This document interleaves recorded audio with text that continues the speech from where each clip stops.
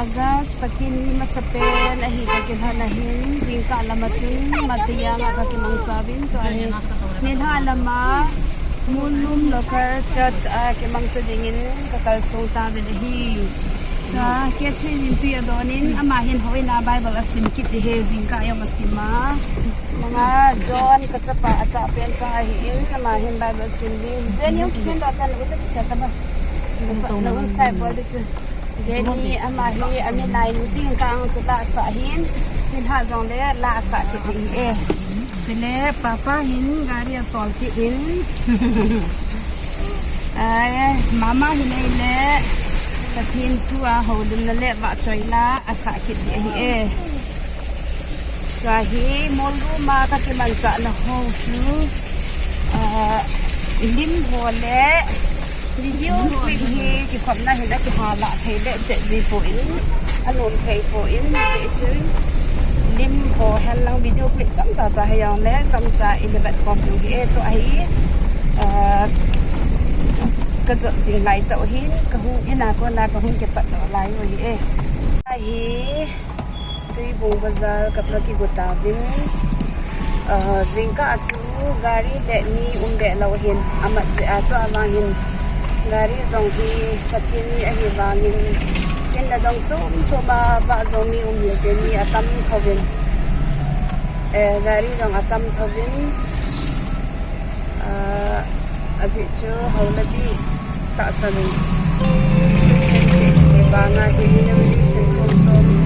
pathini ni lo loi zong ke ni je ayong di iti ahi intin to ahi bazar ka pata le ahi of remembrance is of remembrance Kimannao halela hin siya like that is down again convert sa akihal naman is to jela itang again gospel centenary again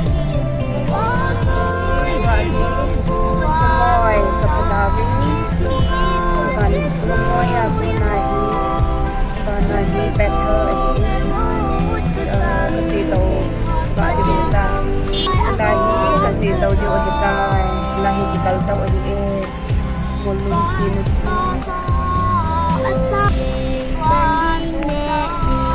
Muzang ka patabi kau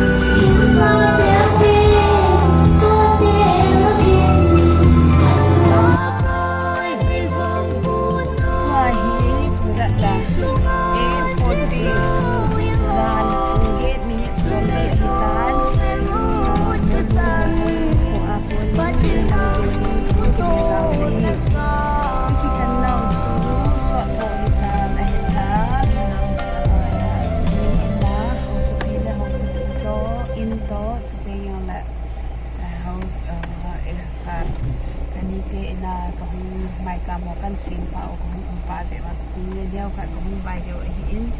tu ni ha chu zon in Bible semen je ke trin mu so ke ta la ke